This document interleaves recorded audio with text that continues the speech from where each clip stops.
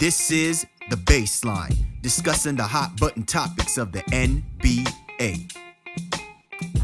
Welcome, everybody. You are tuned to The Baseline. Cal Lee, Warren Shaw, discussing the hot button topics of the NBA as March Madness is on the horizon and the games are ready to begin in college basketball. The NBA playoffs have been having a little madness themselves as teams are gearing themselves up, trying to position themselves. There's definitely a chase for 8 in the Western Conference and the Eastern Conference. There's a lot of teams that want to make bones, knocking off the big dogs right now. And we have just got an awesome show lined up, and I cannot wait to get it started. So you know I got to bring in my right-hand man, 50 grand NBA aficionado, Don Mack, contributor, writer for one of the illest websites, www.shawsports.net, Big Kahuna and PNC, my brother from another mother, Mr. Warren Shaw, ripping out of Fort Lauderdale, Florida. Holla back at me, Mr. Shaw. Is it hot and heavy down in Fort Lauderdale?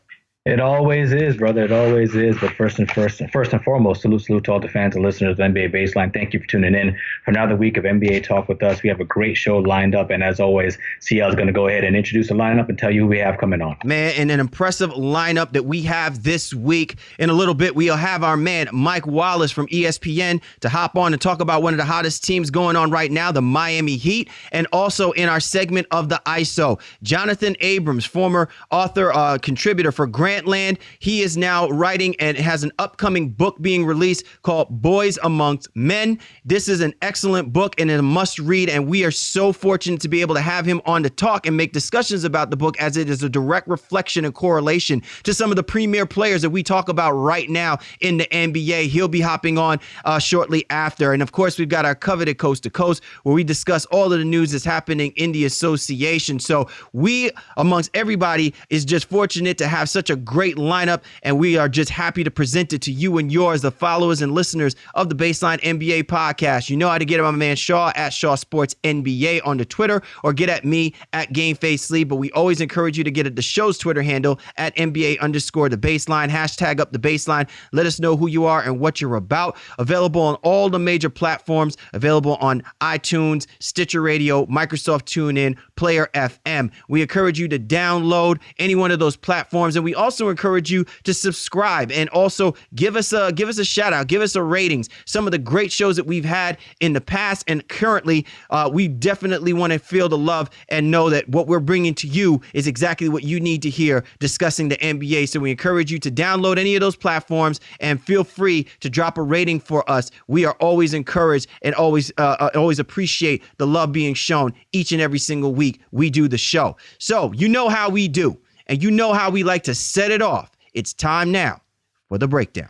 Time to break it down. Time now for the breakdown. Cal Lee, Warren Shaw of the Baseline NBA podcast. This week we have an awesome guest who is here to talk about a team that is rolling right now, and probably the team's name is indicative of what they've been doing since the All-Star break, and that's the Miami Heat. And to join us to discuss what the Miami Heat has been doing, we have our man Mike Wallace from ESPN. Mike, thanks for joining us this week to talk Heat basketball, man. Hey, anytime, man. Thanks a lot for having me. It's a good time to talk basketball as we head towards the playoffs, so I'm excited to be here. Definitely. And, you know, it's interesting because in the beginning of the year, I'm sure all of the media insiders, the analysts, had the Miami Heat very, very high as far as probably being the only team that can run with the Cleveland Cavaliers. And as through the course of the season, this team just seemed to find trouble to be able to put it together. I'm not going to go out on a limb in them saying when they went ahead and found Joe Johnson that it all of a sudden clicked. That's just way too crazy of a thought process. But I got to admit, the addition of Joe Johnson and the fact that the Heat has gone back to playing Heat defense has definitely catapulted this team now where they're sitting around the 4th seed in the playoffs and are looking much, much more comfortable like the team that we envisioned at the beginning of this season. Yeah, they did. It's funny how it got here. It's been a lot of ups and downs. No one would have predicted, you know, the course that the Miami Heat have gone on to get to this point. But, you know, again, Joe Johnson's addition really, more than anything else, it sort of alleviated some of the pain and the void from the loss of Chris Bosh. And, you know, the thinking is if there's any way whatsoever that Bosh can make it back and join these guys, that then you're really looking at a team that can really put a threat and put a scare, you know, into teams like Cleveland and Toronto and certainly Boston that are holding those top 3 seeds at the moment. So, Miami's an intriguing team when they're healthy, but there's always that if lingering out there. They're never really whole. They're always a threat, but they've never tend to get whole. And if they can never get whole, then I think they certainly are a team that no one else in the East would want to face in a 7-game series. Well, I'm glad you mentioned Bosh, because that's obviously one of the key topics when you talk about the Miami Heat. Listen, they're 9-4 since the All-Star break as we record this podcast, and I think they're maybe 7th in the league in terms of points per game since that time as well. And that's all without Chris Bosh being there. Kind of similar to what the Clippers have gone through. When they lost Blake Griffin, the Heat have had to play small, they've had to play faster. Do you in any way see that impacting this team if and when Bosh does return this season? It's got to. It's got to. I mean, there's no way that you can lose the best player, the most productive player statistically on your team, and then if that player comes back, that it doesn't have any sort of impact or ramifications. You just hope that, number one, it still remains a very big if Bosh comes back. Number two, when he does, or if he does, then, do you bring him off the bench? Do you ease him in as he tries to get some conditioning back? So that's going to disrupt, certainly the rotation. Eric Spoelstra has gotten himself down now to a solid 7 guys or 7, maybe 8 guys that he's going to play, on a regular basis. And, you bring back 19.1 points a game, 7 rebounds or so, and a guy that's knocked down 83 3-pointers through 53 games. Then you're looking at another dynamic that you definitely want to take advantage of. So I don't think, I think the blessing of Chris Bosh is that he can certainly play any style. He can adapt to anything you want to do, whether you want to run, whether you want to play big, whether you want to play small. He's such a Swiss Army knife when it comes to his versatility that I think if he can come back, he can fit in pretty seamlessly, but it's still going to be an adjustment one way or another. Mike Wallace joining us here on the Baseline NBA podcast. Be sure to check him out on Twitter at MyMikeCheck. Mike, you brought up an excellent point about how this team is sort of had to galvanize and rally around the fact that they don't have their best player on the court with Chris Bosh. And then with the addition of Joe Johnson, addressed a very glaring fact with this team is a struggle to be able to shoot from the perimeter and also extend itself beyond the 3-point line. And I think that fear factor of Joe Johnson being on this lineup is allowing the guys to get easier looks, easier baskets. But I think it still goes back to the play of Goran Dragic as the point guard. There is something flipped in Goran Dragic. I mean, he was just so subtle and kind of muddling through the season. And now all of a sudden the dragon has emerged. What can you say about from what you've seen from Goran since the All-Star break and now with the ability that they are moving at a faster tempo for this Heat team to have the success that they've had? Well, it's taken almost exactly a calendar year for the Heat to get the Goran Dragic that they traded for when they made the deal with Phoenix last February. So, what you're seeing now is a guy that feels comfortable and confident to insert himself into the program, a guy that's not hesitant at all when it comes to pushing the pace, a guy that's going to look for his shot when he feels like he's in a rhythm, a guy that's going to move the ball and make sure that he's going to continue to put pressure on the defense. And, Goran Dragic isn't afraid to miss shots. He isn't afraid to look over at teammates and say, hey, I got this. And I think they want him to be aggressive. They need him to be assertive, and they've benefited from him being the combination of both of those things, over the last 4 weeks. So he has to continue to do that. And regardless of, what Dwayne Wade is playing like, or regardless of what Chris Bosh's condition is, Goran Dragic has to be a guy that is going to direct this team, is going to lead this team. And that's what you're seeing. You're seeing a guy that's, one of the leaders across the league in plus minus over the last month, in terms of his impact on the game and what the team is doing offensively with him on the court. So as long as he can stay in this realm and be this, and he's comfortable. He said it, the other day. He said, look, man, this is finally what I came here to do. And when you feel like that and you settle into that kind of mindset, it's certainly going to be a good thing for the Miami Heat, because they do have another guy that they can turn the keys over to and feel confident that he's going to make the right plays most of the time.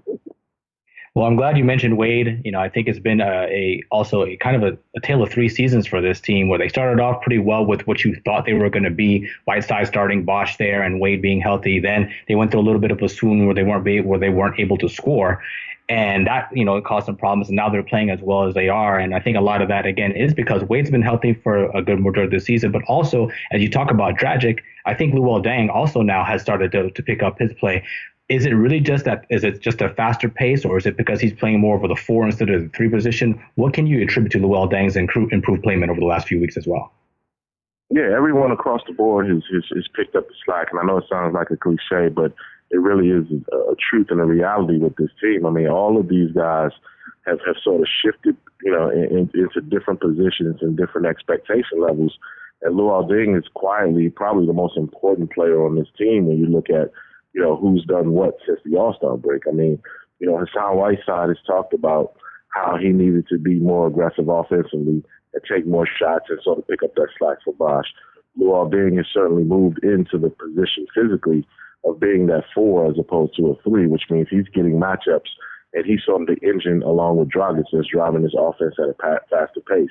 Joe Johnson obviously stepped in and handled some of the void, that came with the 3-point shooting. So, you look across the board and everyone can say that, hey, we're taking elements of what Bosh does and we're just collectively, trying to put those pieces back together again. And Luol Deng has definitely been, the glue guy, the guy in the middle of it all. And, this may have not only revitalized Luol's career, I think it also, opened the door for him to potentially have a long-term role in Miami, even after this season, which obviously he goes into the summer as a free agent. So he's certainly shown his wealth and his value, so to speak, to this team. And I think it's something that, Miami can certainly say, hey, we don't want this guy to get away if he means this much to us in this situation. So, we'll see. I mean, the summer's still a long way off.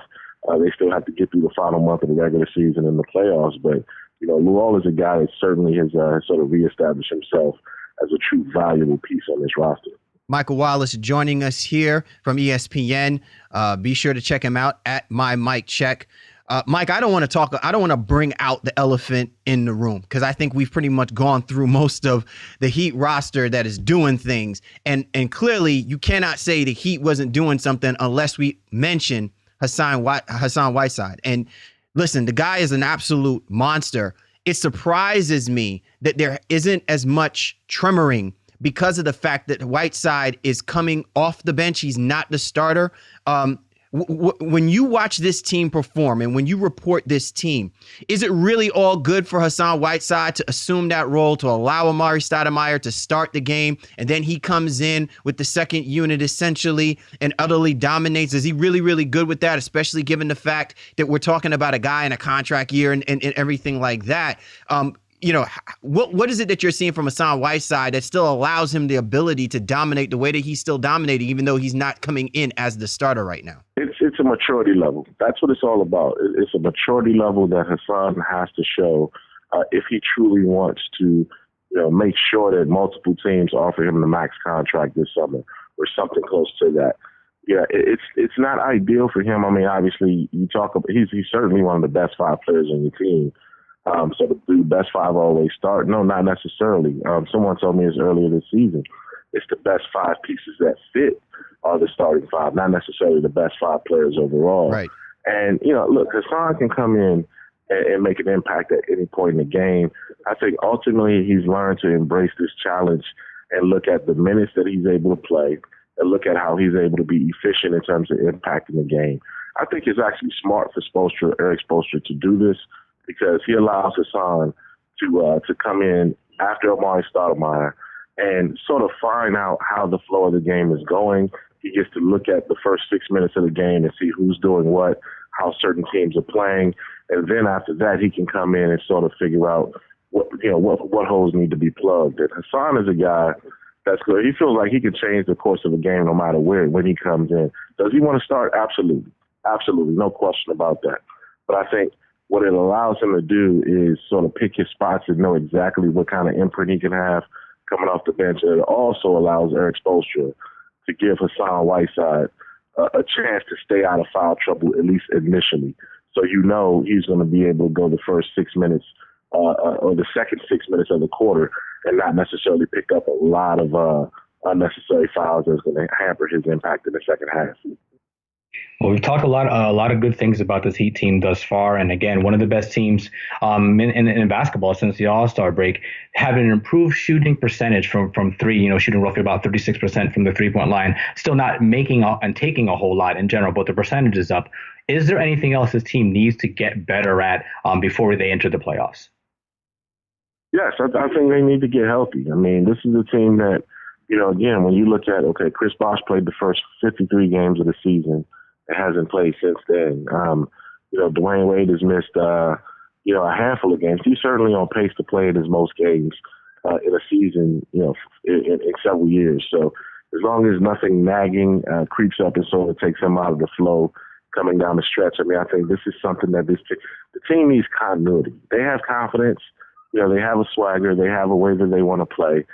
They have all of those things. What they don't have is consistent continuity in terms of knowing who's going to be there night in and night out and what they can rely on. And, once they can get at least some semblance of that, over these last few weeks of the season, if they can get that, then they do go into the postseason as a dangerous team. You remove the best player on any team in the East, and I'm not so sure they will be a top 4 seed like Miami has been. You take LeBron off of Cleveland, obviously they wouldn't be, the number 1 team in the East. If you go, take DeMar DeRozan or Kyle Lowry off the Raptors, I don't think they're hanging on to a top 4 seed. Boston probably would because they're such a balanced team. You don't really know who their best player is outside of Isaiah Thomas. But the Miami Heat have been able to stay a top 4 seed for the most part without even having Chris Bosh available for the last month or so of the season. And I think that right there alone speaks to the fact that not only are they a resilient bunch, they're a team that's mentally strong. They're a team that's figured out how to adjust on the fly. And Eric Spoelstra needs to get a lot of credit for that, as well as the development of some of these role players who have increased their games their level of play across the board. ESPN's Mike Wallace joining us here on the Baseline NBA podcast. The subject of the breakdown is the Miami Heat. Couple questions before we let you go, Mike. So, listen, I feel like you have the CSP thing going because you're kind of taking some of the words right out of my mouth on the next question I want to ask. But that to me was probably one of the key factors is depth with regard to this team. And you mentioned earlier before about Eric Spoelstra looking to shorten his lineup and really being solid on who he wants out there on the basketball court for this stretch run and ultimately when they get into the playoffs. My bigger question more than anything else with regards to this Miami Heat team, and it's a question that myself and Shaw had asked and talked about a little bit last week, is about what's the definition of an elite team. I, in my opinion, felt that the Boston Celtics this season is considered an NBA elite team, and I look at it just by the stature, the record, and the quality of wins. When you look at this Miami Heat team, by names alone, you could assume that this could very well be an elite team, but they still feel like they're getting themselves to that point. If you had to gauge it from 1 to 10 on a scale of 1 to 10, Mike, where do you see the Miami Heat on a level of elite so far for this season, currently where they stand? That's a great question because you definitely have to grade that on the curve this year because, there's San Antonio and Golden State. And then there's another tier of maybe, Cleveland and Oklahoma City.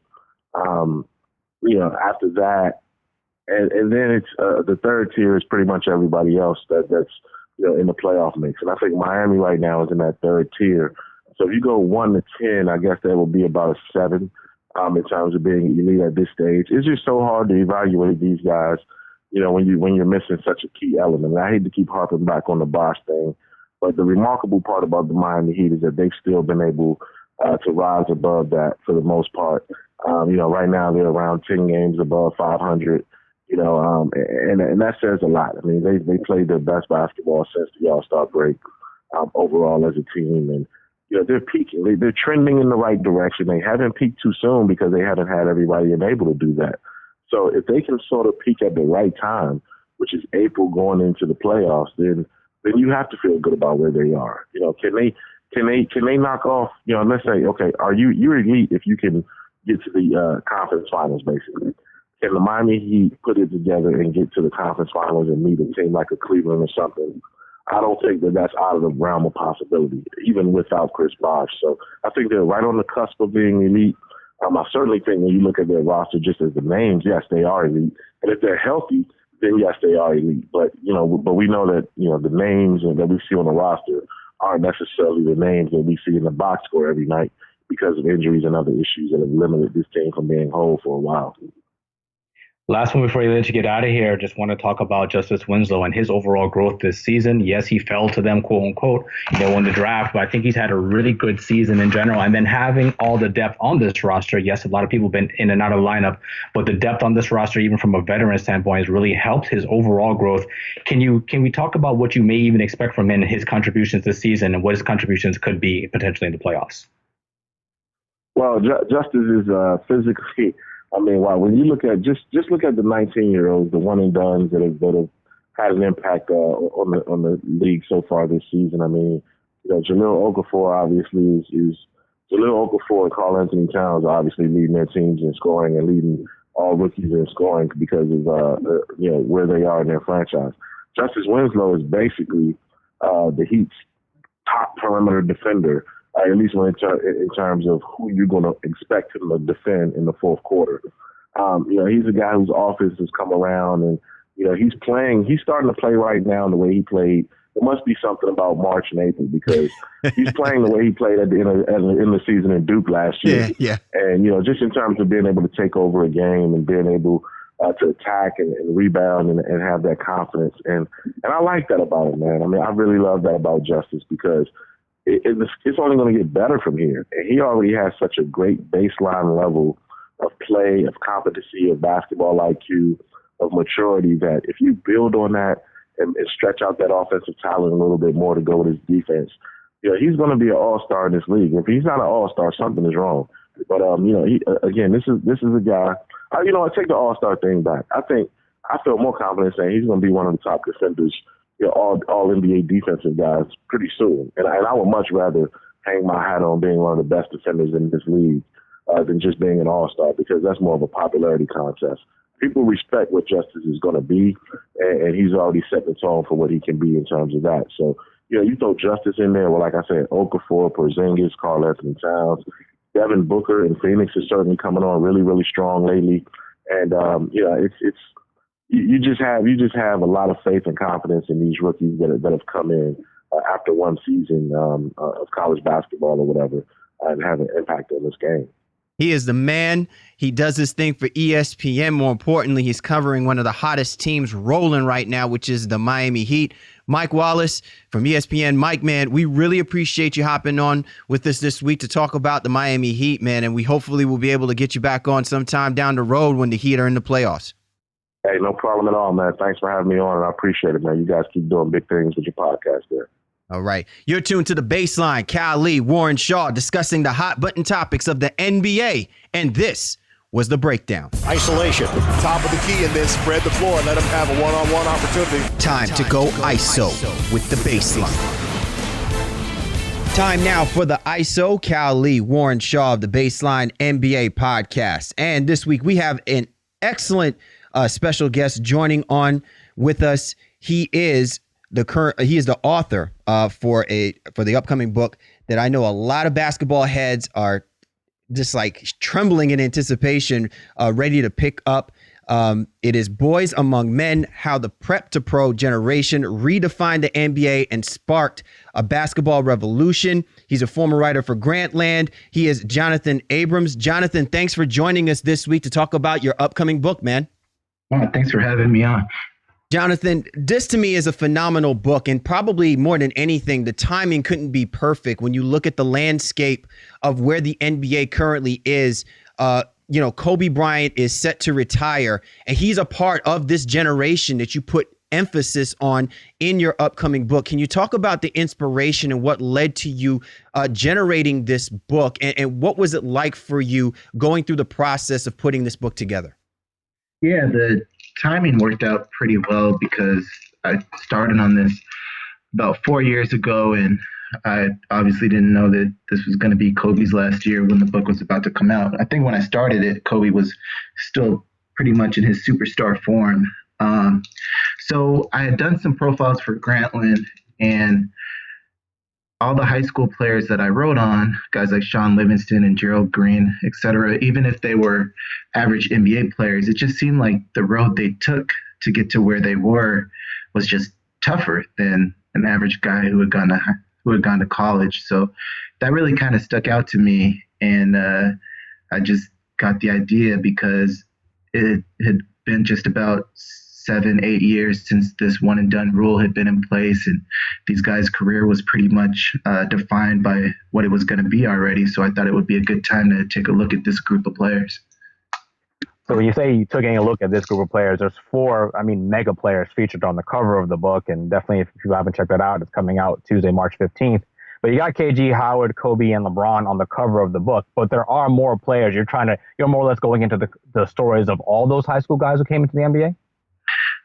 Not all of them, but it's definitely more than just those 4 guys. It's a pretty good group, a pretty good selection. I tried to not be redundant in the stories. I tried to show different guys who had impacted and affected the league in different ways. And, I try to show the good, the bad, and ugly. So there's guys whose names are lost upon NBA history forever who didn't make that stardom that they had set out to do.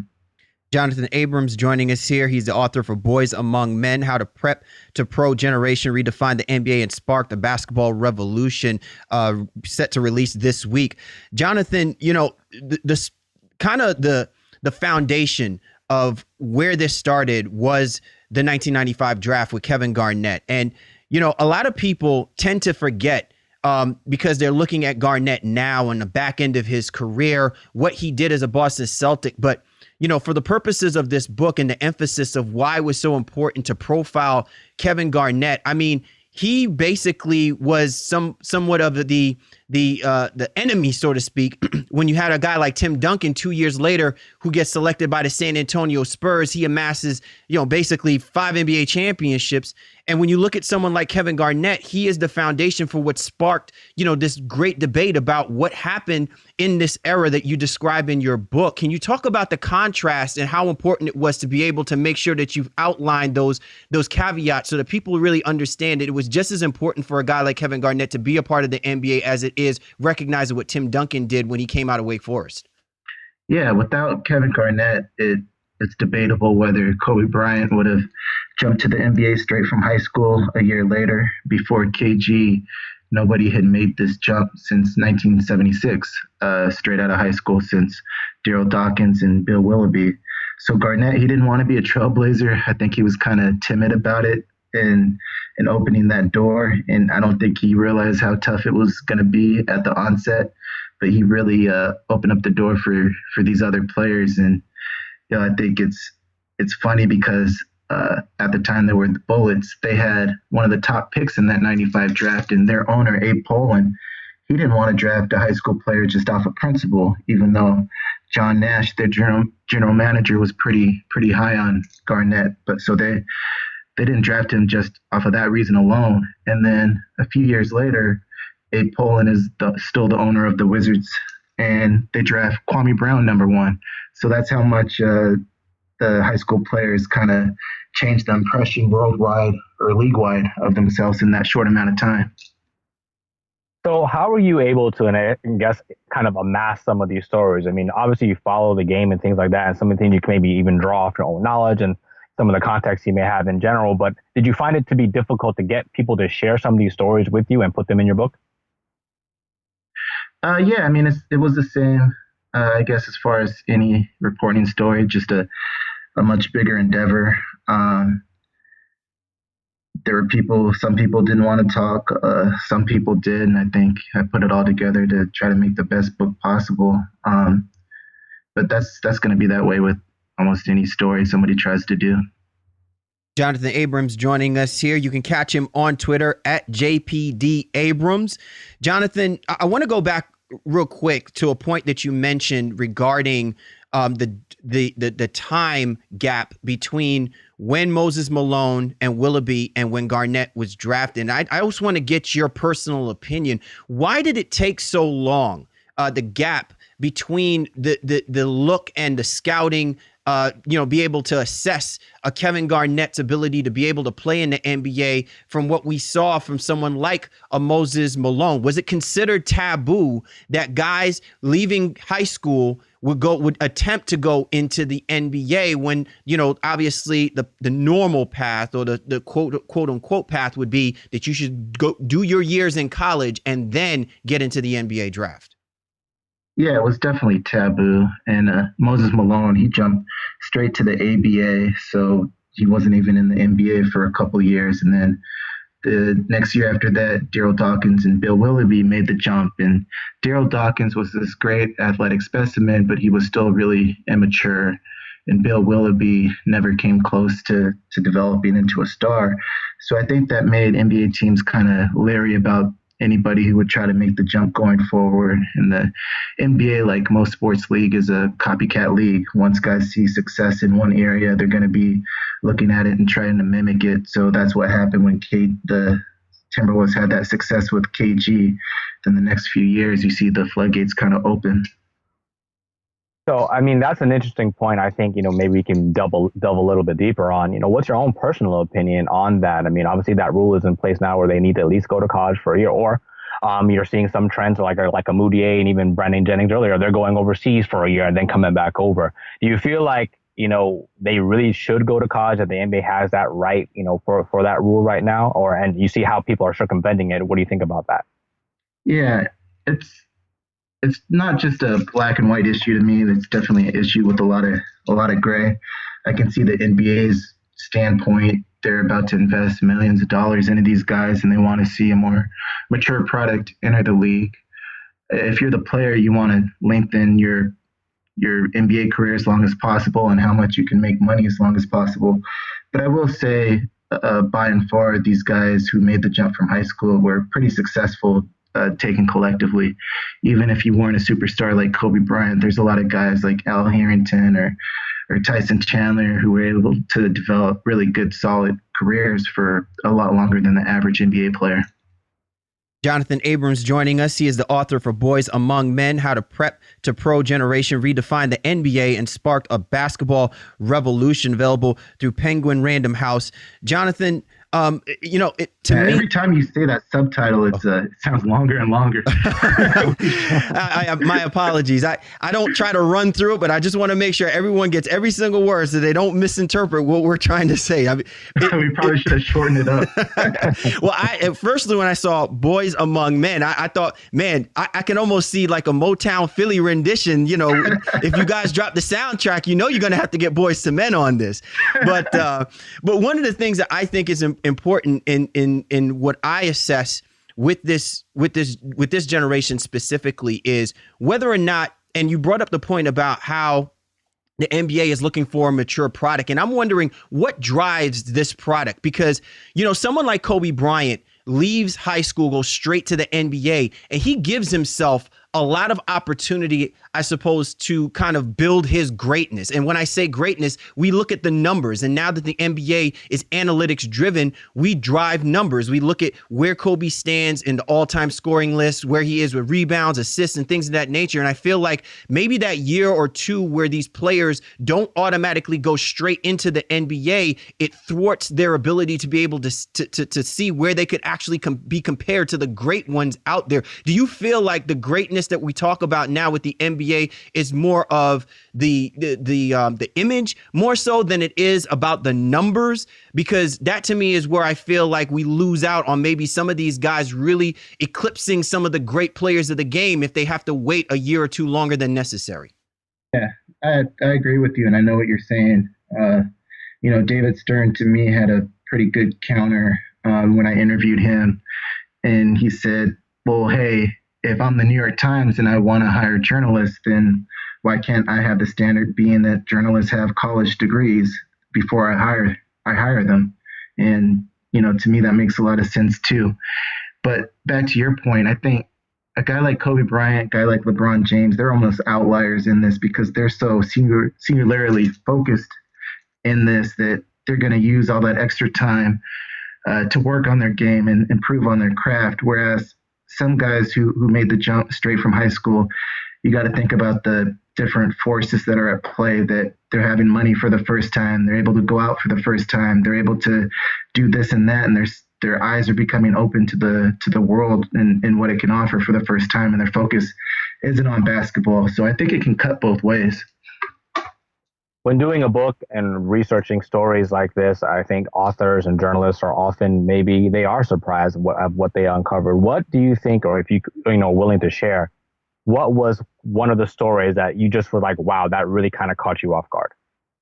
Well, for me, it was fun to go back and retrace that 96 draft and talk to a bunch of coaches and executives and see how in the world 12 teams could pass up on Kobe Bryant, one of the greatest NBA players we've ever seen. And I think it's a little bit forgotten why and how that actually happened, but it was fun going back and putting it together. Like the Sixers drafted first that year and they took Allen Iverson, but they could have traded Jerry Stackhouse and been able to have Iverson and Kobe in the same backcourt, and just a bunch of what ifs down the road. Jonathan Abrams joining us. A few more questions before we let you go, Jonathan. One of the great things about your writing is really the intuitiveness and the perspective that you do bring. It's not just, you're covering an angle or a story. You're really going into depths about a specific issue too that I think will have a lingering effect moving forward about how we perceive the players that are coming out in the NBA. And we talk about, the successful ones. You also put emphasis on the guys who didn't become successful with that process of leaving the NBA, leaving high school to go straight to the NBA. What was it that you wanted to focus on when emphasizing the point about the ones who didn't make it, like the LeBrons, like the Kobes and the Kevin Garnetts? I don't know if I was trying to emphasize anything in particular. I think I was trying to paint a complete portrait of these guys and what happened to them. I think the one thing that they had in common was that they all started off at the same point, where they were recognized for their talent when they were pretty young, and they had a chance to become these successful players, and some didn't make it, and some didn't make it. And I thought I would be doing a disservice if I didn't show both sides of the spectrum. So one question for me, I wanted to know, again, I haven't gotten my copy yet. I definitely plan to get that. I want to know, in essence, how is it laid out, though? I mean, is it like, okay, Kobe Bryant's a chapter, and then Kevin Garnett's a chapter, and Al Harrington's a chapter, and things like that? How did you decide to lay it out, actually be able to tell the stories of all these individual guys, especially with the varying degrees of success that they ended up having? Yeah, so the structure for the book was something that took a long time to come up with the best way to do it, because I wanted it to be a book. I wanted it to be kind of seamless chapter to chapter, but I didn't want it to be, hey, this chapter is Kobe, this chapter is KG, even though there is some of that. So the one kind of unifying characteristic or thread that runs through the whole book is, if you read it from the mindset of you're watching the NBA mature and evolve with these guys, then I think you'll see how it links, because the NBA is the constant character from chapter to chapter, and it's evolving and maturing as the book goes on. He is the author. The book will be coming out in a few days. The name of the book is called Boys Among Men: How the Prep to Pro Generation Redefined the NBA and Sparked a Basketball Revolution.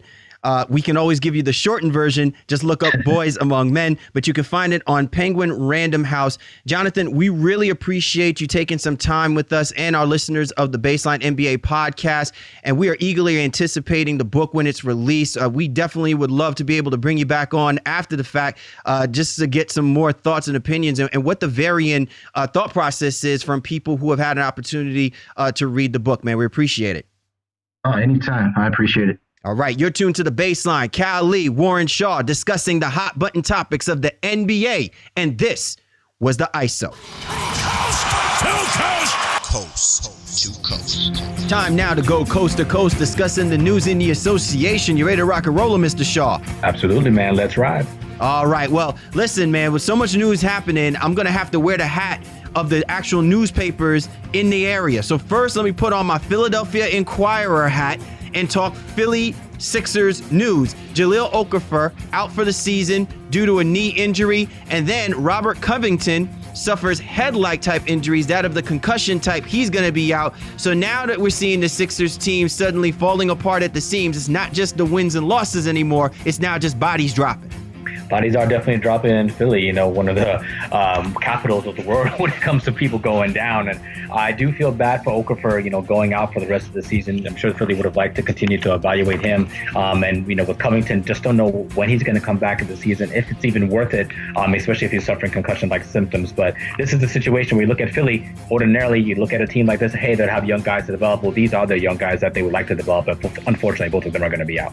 Oh my goodness, man. I mean, first Noel, then Embiid, now Okafor. I mean, just all of them just filling up the front row seats out there for the Philly fans out over in Wells Fargo. All right, out in Memphis, the Memphis Daily News, Mike Conley out, ankle tendonitis, 3 to 4 weeks. And then Mario Chalmers, and man, talk about bad luck, ruptures his Achilles tendon. He's done for the year. And then to add insult to the injury, the Memphis Grizzlies release him. What is going on?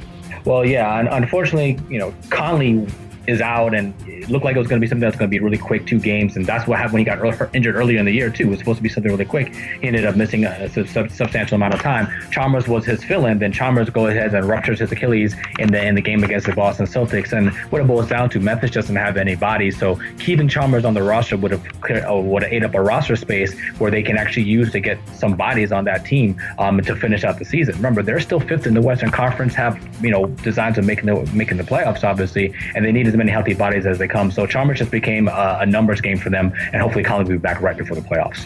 All right, well, have no fear, Memphis Grizzlies fans, because Lance Stevenson, will make them dance. You know what I'm saying? 3-6, part of the 3-6, the new 3-6 Mafia, holding it down for Dave Yeager's crew. All right, out in Phoenix, land of the rising injured point guards.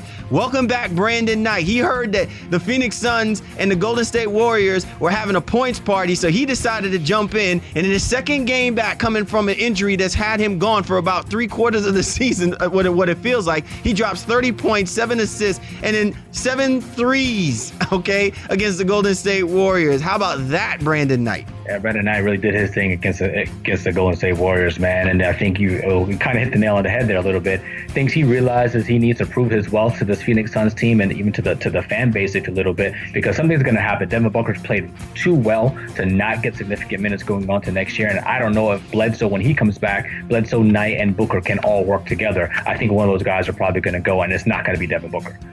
Interestingly enough, they still got Archie Goodwin. They've been trying to figure out what that boy's supposed to be doing for that basketball team as well, too. So, I mean, listen, man, it's just musical chairs at the point guard position out in Phoenix.